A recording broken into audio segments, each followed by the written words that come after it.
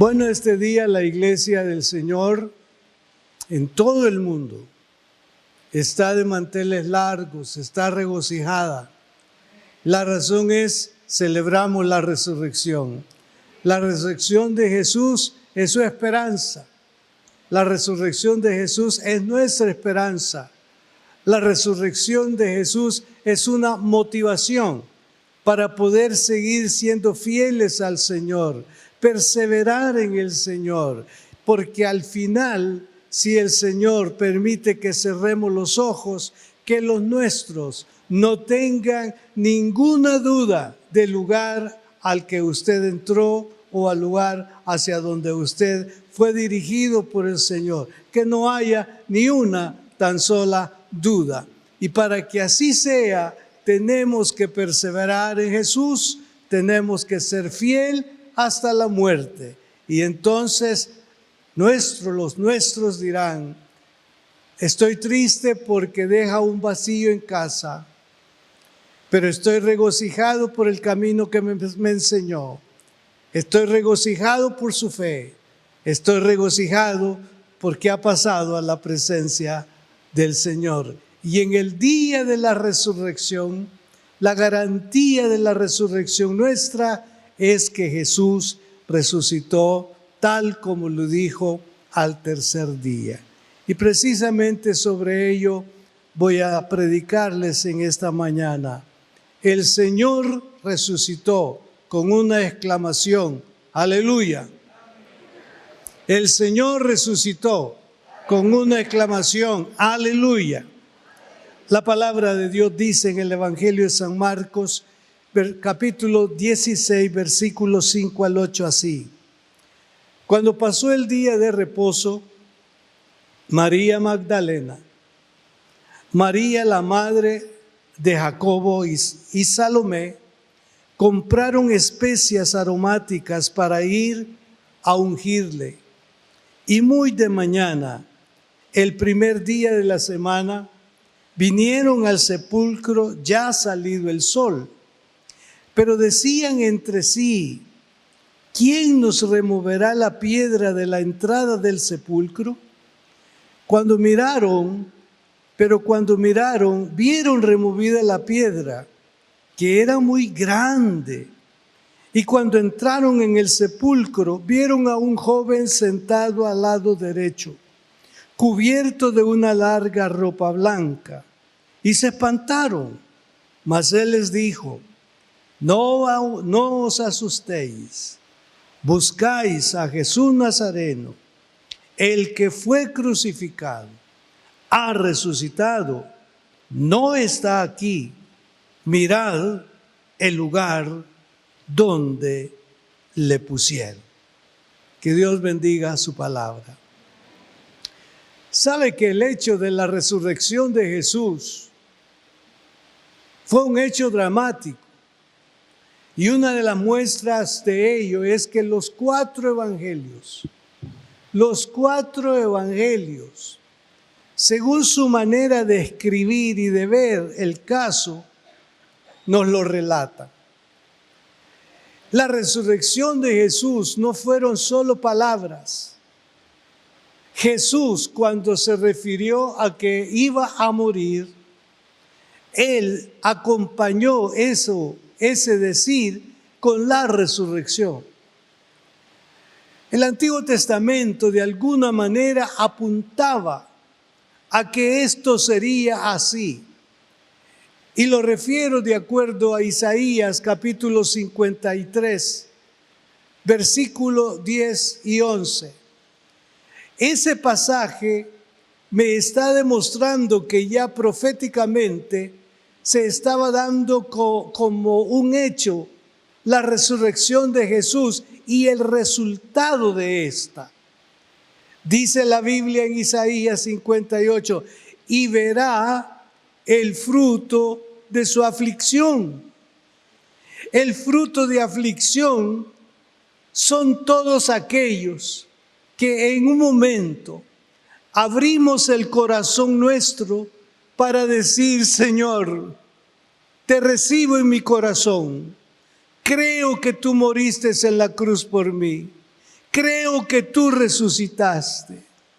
Entonces el Padre en el día del Señor hará que todos los cristianos de todos los tiempos, y aún se sugiere que los santos del Antiguo Testamento, cuando no se hablaba de la resurrección de la manera en que el Nuevo Testamento lo refiere, ellos murieron. Y la grandeza de su muerte es que murieron envueltos en muchos años. Esa era la bendición con la que ellos morían. Pero no hay un pasaje que pudiera decir de una manera así tan definida y tan clara como lo expresa el Nuevo Testamento en cuanto a la resurrección de todo aquel que haya creído en Cristo Jesús.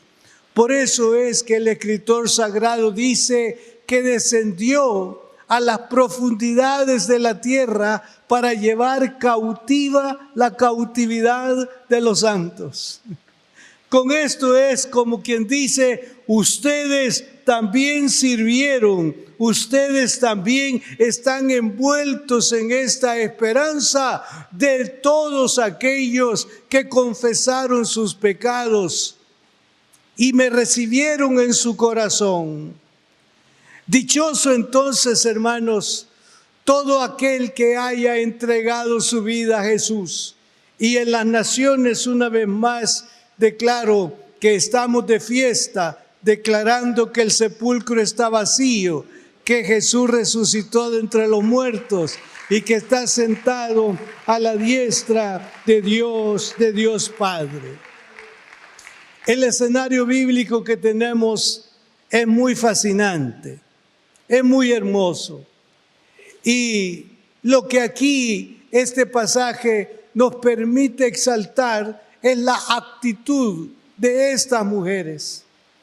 Estas mujeres estuvieron pendientes mientras los hombres se fueron como a esconder, a esconder. Los discípulos, los apóstoles, se fueron como a esconder. Es que el momento era muy difícil, hermano. Todo aquel que se podía identificar con Cristo era un enemigo del imperio. Y más de alguno podía decir, arréstenlos a ellos también. Y si es posible, llévenlos también a la cruz. Pero estas mujeres, a la distancia, vieron el escenario, contemplaron ese momento. Ya pueden ustedes imaginarse el pesar y la tristeza que éstas pudieron tener cuando paso a paso están viendo la desfiguración de Jesús en la cruz. Y cuando este soldado romano, ya en los últimos momentos de padecer, enquistó en su costado una lanza del cual brotó sangre, dice la Biblia. Y todo esto, hermanos, todo esto pasó en un estado de conciencia. Y cuando hablo de un estado de conciencia, tenía claridad de que al estar en ese escenario y en ese sufrimiento era viendo a la raza humana muerta en delitos y pecados. Y en el tiempo lo vio a usted, lo vio a usted, lo vio a usted, lo vio a usted, me vio a mí como pecadores que necesitaban la reconciliación con Dios, pero no había sistema. No había método, no había forma para lograr llegar a ese punto. Era uno tan solo, el sacrificio, la muerte de nuestro Señor Jesucristo. Como cordero fue llevado al matadero. No abrió su boca delante de sus trasquiladores. Enmudeció, guardó silencio, viendo que al final sucedería lo antes dicho de Isaías, que Dios le presentará al fruto de su aflicción. Solo imagínese por un momento. cuando de todos los tiempos vamos a hacer fila. Y el Señor dirá, uno más, aquí están, mira, aquí están. Toda esta multitud a la que yo he vestido de blanco, son los que confesaron que tú eres el Señor y se ampararon a tu sacrificio en la cruz. Estas mujeres muy temprano de la mañana habían preparado el perfume para, como se dice, ungirlo o embalsamarlo. Nadie más estaba dando una atención a él. Solamente Arimatea, como usted sabe, ofreció un sepulcro nuevo que le pertenecía. Puso el cuerpo donde tenía que ponerlo, nada más. Ahí no había gente alrededor pensando qué hacer con el cuerpo. Llegaron muy temprano para ungir el cuerpo del Señor. Y ahí el relato bíblico nos hace ver que ellas iban pensando en un imposible. Ellas vieron cuando corrieron la pesada piedra para cerrar el sepulcro. Y vieron cuántos la hicieron correr porque era extremadamente pesada. Algunos dicen que se necesitaba de por lo menos 20 hombres corpulentos para mover esa piedra. Entonces, si ellas habían visto ese escenario, ¿quién nos va a remover la piedra? Era un imposible poder acercarse al cuerpo de Jesús al tercer día. Porque ya un cuarto día, ya eso era algo como no tan fácil para ungir el cuerpo. El tercer día era un día todavía adecuado para hacerlo.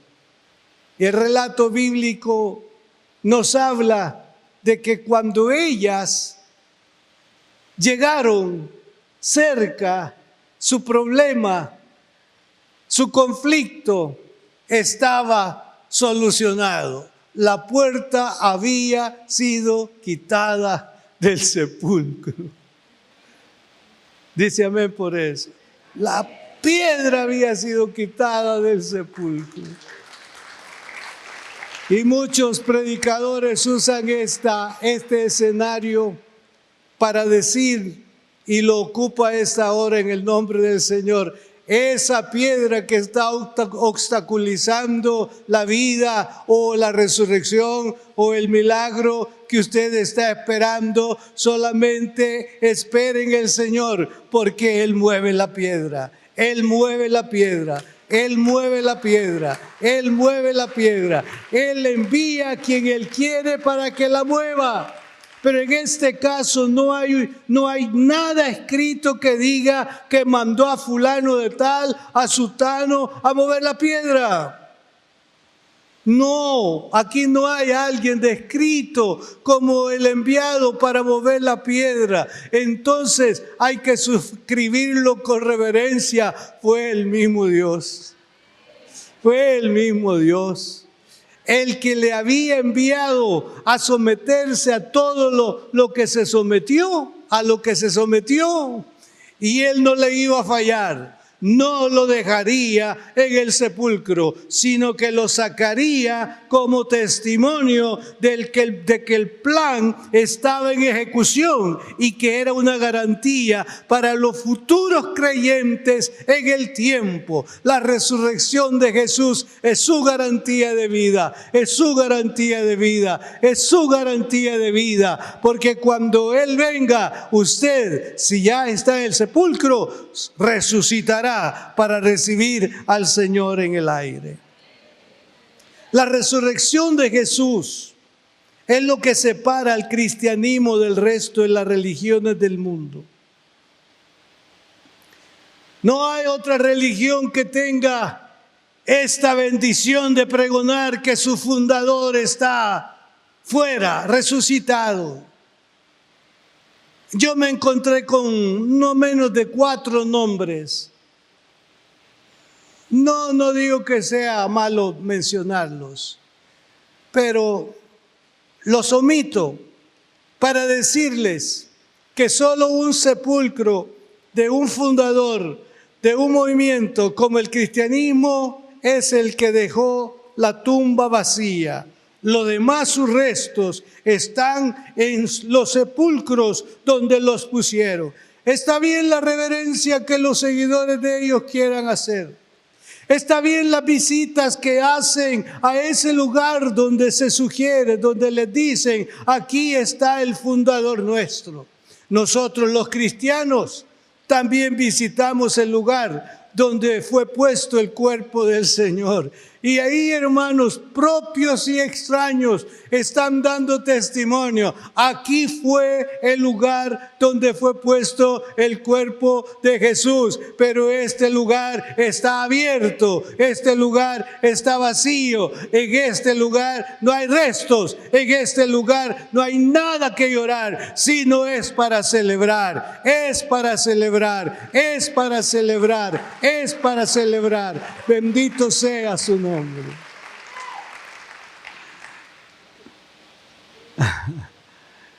Yo una ocasión me quedé observando a uno de una nacionalidad asiática. Muchos en Asia no profesan el cristianismo. Y me dio la impresión de estos asiáticos que entran al sepulcro y salen del sepulcro. Yo les seguí los pasos, por decir. Y salían ahí, venían entre ellos dos haciendo algún comentario. Y yo dije, ¿cuántos vendrán a este lugar y van a confirmar su fe o van a despertar su fe en Cristo Jesús? El sepulcro está vacío y sin la resurrección no habría cristianismo. Si Jesús no hubiera resucitado, esto que se llama fe cristiana no existiría. La muerte de Cristo en la cruz había sido como cualquier otra muerte, el trágico final de una vida desperdiciada, como bien dijo alguien. ¿Para qué sufrimiento? ¿Para qué tanto? De nada sirve, no valió la pena. Pero en el caso de Jesús, podemos una vez más decir, sí valió la pena. Porque por su muerte en la cruz, soy perdonado, somos perdonados. Su pecado, mi pecado, fue lavado con la sangre de nuestro Señor Jesucristo. Nuestra culpa fue saldada en la cruz del Calvario. ¿Se acuerda de la palabra consumado es? Que significa todo pagado. Todo pagado. Independientemente de la gravedad de la falta, todo está pagado. Y esto nadie nos lo podía dar u ofrecer o asegurar. Solamente el autorizado por Dios el Padre, nuestro Señor Jesucristo. Sin la resurrección no habría esperanza ni evangelio que predicar. Esa fue la tesis de Pablo en el capítulo 15 de su primera carta a los Corintios. Se llama el gran capítulo sobre la resurrección en el Nuevo Testamento. Algunos de la iglesia de Corinto estaban siendo influenciados por filosofías griegas. Estaban negando la realidad de la resurrección corporal. Se habían introducido en el movimiento y estaban ellos filosofando. Y acuérdese que para ese momento los griegos eran considerados precisamente por su inteligencia, por su sabiduría, por su filosofía. Y en eso entró el tema de la resurrección. Y ellos están presentando oposición. Y los hermanos están escuchando y no tienen mayores argumentos para poder refutar lo que ellos les están inculcando o sacando de su interior. Fue entonces que el apóstol Pablo les dice, si no hay resurrección de muertos, entonces ni siquiera Cristo ha resucitado. Porque estaba generalizado el caso de la resurrección. No solamente se estaba hablando de la resurrección de las personas, sino que incluían que no había. Entonces, si esa generalidad de que no había resurrección estaba dada, indicaba que tampoco Cristo había resucitado. Entonces el apóstol les dice, y si Cristo no ha resucitado, vana es entonces nuestra predicación y vana también la fe de ustedes. Este tenía una autoridad del Espíritu Santo para poder establecer de una manera extrema, contundente, el valor y el principio de la resurrección. Él, cuando se entregó a Cristo, Él dice: lo que yo he aprendido, lo que yo he escuchado, de lo que yo he sido enseñado, de esto les voy a hablar. ¿Quiénes se ocuparon de enseñarle? Los apóstoles. Y parte de la enseñanza fue: Cristo resucitó. Y quedó tan dentro de su interior, de su alma, que lo hizo tan suyo. Y les dice entonces a los corintios: no dejen que les engañen, no dejen que les saquen de la esperanza, porque una verdad hay, que si Cristo resucitó, también los que mueran en Cristo van a resucitar. Si Cristo resucitó, también los que mueran en Cristo van a resucitar. Y si Cristo les dice: no resucitó, vana es nuestra fe. Y todavía añade: comamos y bebamos, que mañana moriremos. Sin esperanza de nada, pero bien gorditos, bien robustecidos, bien alimentados. Bueno, no digo otra cosa. Sin la resurrección no habría perdón de pecados. Estoy en 1 Corintios 15. Si usted gusta leerlo todo, se va a maravillar de lo que está hablando San Pablo.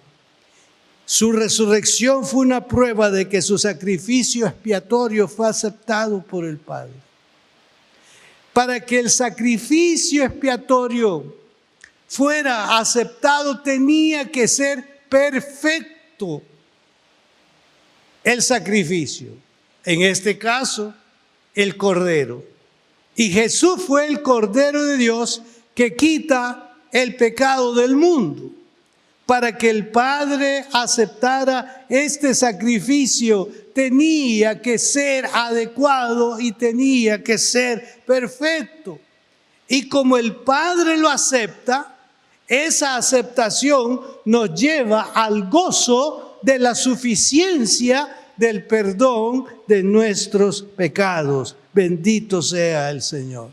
Fue aceptado por el Padre. Y si fue aceptado por el Padre, usted que ha confesado a Jesús como su Salvador personal, sus pecados, independientemente cuántos y cómo hayan sido estos, la sangre de Jesucristo, su Hijo, nos ha limpiado a todos por igual. Festeje el perdón de sus pecados. Véase limpio, lavado en la sangre de Cristo. Dígale a propios y a extraños: soy perdonado. El Señor no tiene ya un récord de mis pecados. Hace tiempo les comentaba que me encontré con una dificultad que tuvieron algunos traductores de la palabra de Dios en un ambiente indígena. No encontraba eso, cómo poderlo definir. Cuando el Señor le dice que se perdonaran las faltas unos de los otros. ¿Cómo era de perdonar las faltas del otro? No entendía la palabra perdón.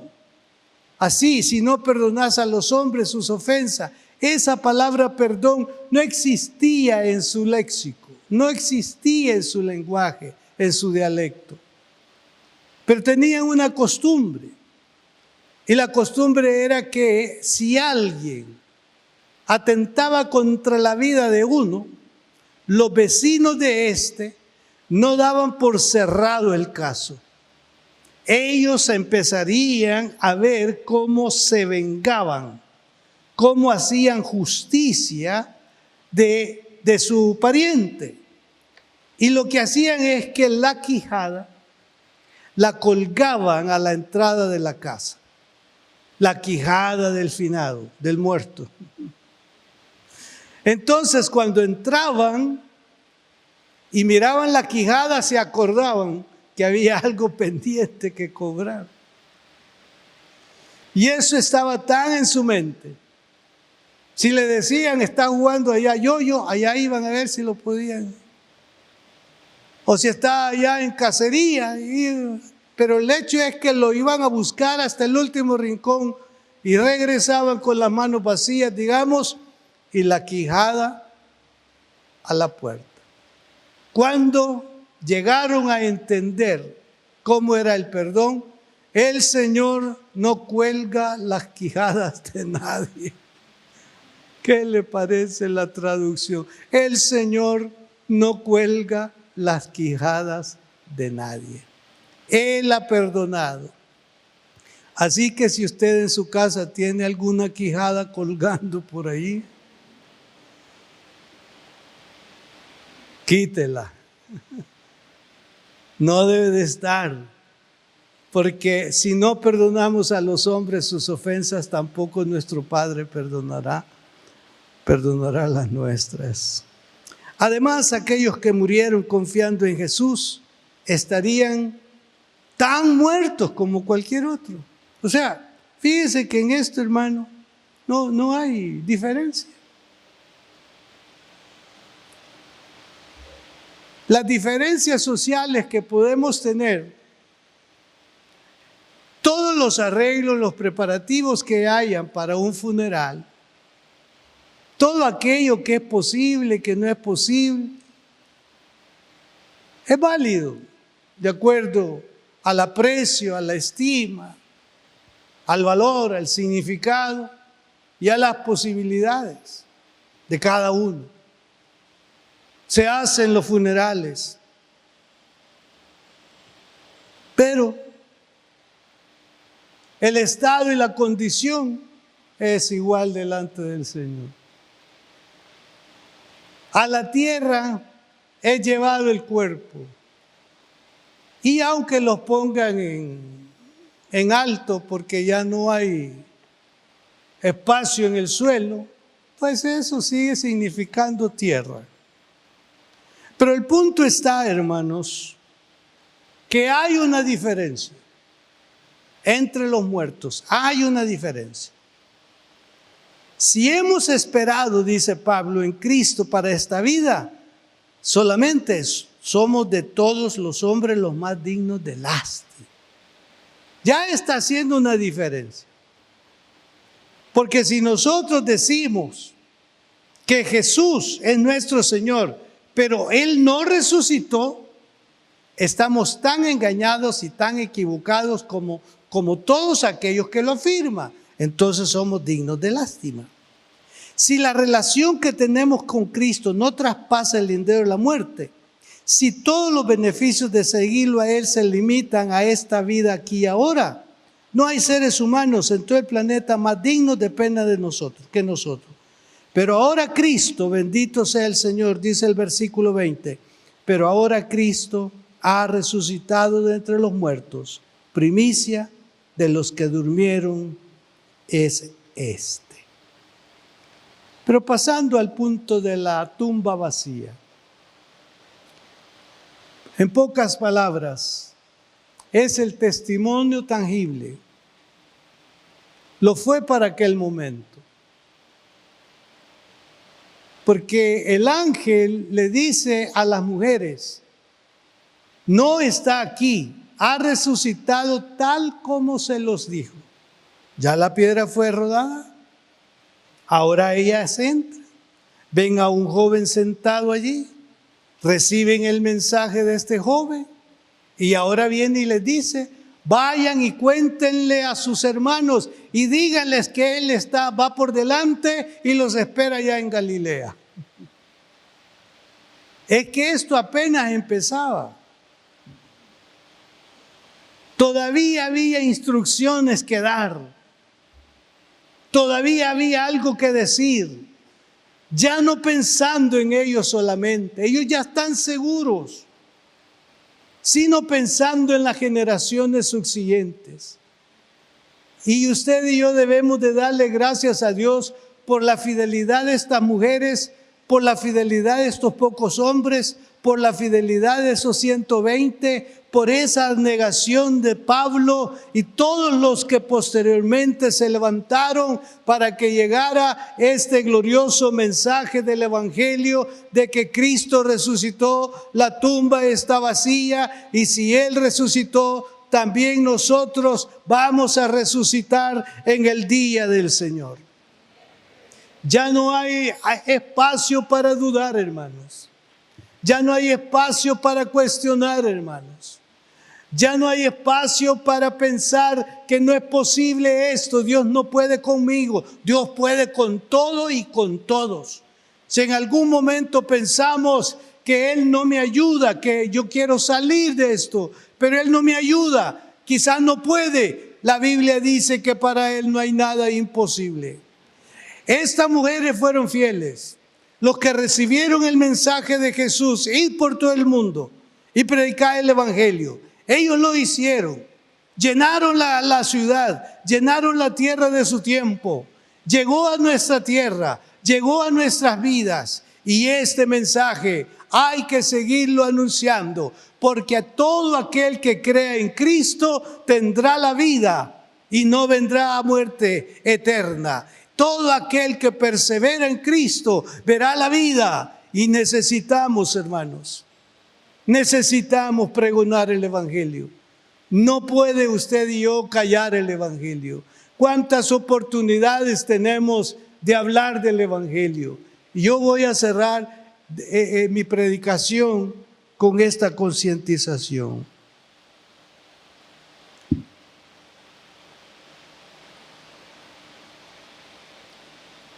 En cada hogar nuestro tenemos que observar que hay alguno, quizá uno, que no quiera nada con el Señor. Puede estar en la iglesia, pero eso no significa que sea cristiano. Y creo que para cualquiera que tiene conciencia de que para tener la vida eterna hay que aceptar a Cristo y hay que amar a Cristo, esto va a ser siempre una tristeza. Siempre va a ser una tristeza. ¿Por qué? Porque esta persona está en una conclusión que lo que él quiere es la vida, abarcar lo que la vida le permite y no quiere tener una sujeción o una devoción al Señor. Eso, hermanos, está representado, y lo digo con mucho respeto y mucho cuidado, en nuestros hogares. ¿Y qué vamos a hacer? Quizá lo primero, quizá como cristianos no estamos dando el mejor testimonio a nuestros hijos. Nos escuchan hablar en contra de tal o cual acción de iglesia. Nos escuchan hablar muchas veces de que Dios nos ha fallado. Y hay de alguna forma como una siembra en ellos. Solo piense por un momento.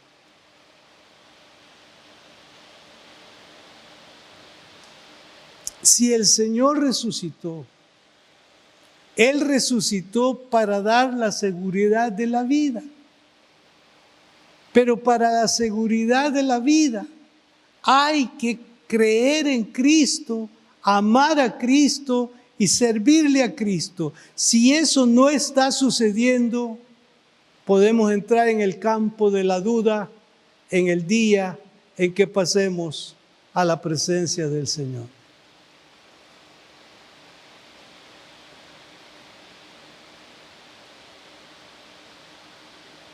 Yo he estado en muchos funerales y es bien difícil decir está con el Señor, muchas veces, tan difícil. Ahora, no tiene que ver con mi vista, no tiene que ver con mi conciencia, porque al final el Señor es el que sabe. Pero de lo que sí yo tengo que asegurar y decir, que ninguno que rechace a Cristo y muere, será salvo. Que quede eso en nuestros corazones con claridad. Y pidámosle al Señor por la conversión de los nuestros. ¿Tiene usted algún pariente que no ama a Dios? ¿Que no ha entregado su vida a Cristo? Pues tómelo como prospecto de alcance, porque es suyo y usted quiere tenerlo a su lado en la eternidad. Porque se sugiere que nos vamos a ver en ese campo relacional de familia cuando estemos con el Señor. Recordemos al final las palabras de Pablo. Mas ahora Cristo ha resucitado de los muertos, primicia de los que durmieron es hecho. Porque por cuanto la muerte entró por un hombre, también por un hombre la resurrección de los muertos. Porque así como en Adán todos mueren, también en Cristo todos serán vivificados. Que Dios bendiga su palabra. Alegrémonos porque Él resucitó. Y alegrémonos porque los nuestros, que ya no están con nosotros y llamaron al Señor, están esperando el día de la resurrección. No nos pongamos tristes. El tiempo ha pasado y quizá todavía estamos con dolor por ese ser querido. Pero le animo a confiar. Está en la presencia del Señor, esperando el sonar de la trompeta. Y cuando esa trompeta suene y nosotros estemos aún vivos, también nos levantaremos para recibir al Señor en el aire y así estaremos para siempre con el Señor. Oremos. Padre, te damos gracias. Qué agradable es poder hablar de ti sobre que no solamente dijiste que ibas a morir, ibas a resucitar. Humanamente cualquiera podía decirlo, pero realizarlo era otra cosa. Y quien resucitó a Jesús fue Dios. Nadie intervino allí más. Todo está consumado. Tetelestai. Todo está pagado. Gracias, Señor. Solamente lo que nos ha tocado es creer y obedecer, porque hay un mensaje puesto en nuestras manos, mensaje de redención, mensaje de perdón, mensaje de vida para aquellos que no te conocen y que están cerca de nosotros, pero los que están a la distancia, a través de nuestra obediencia de difusión del Evangelio, los podemos alcanzar en tu nombre. Me ocupo para pedir por nuestros familiares, por nuestros parientes, por nuestros hijos que no perseveran en tu camino, que tienen pensamientos que no son correctos, que no son convenientes, que los alejan de Dios, pero los acerca a tu enemigo, al que vino a hurtar, a matar y a destruir.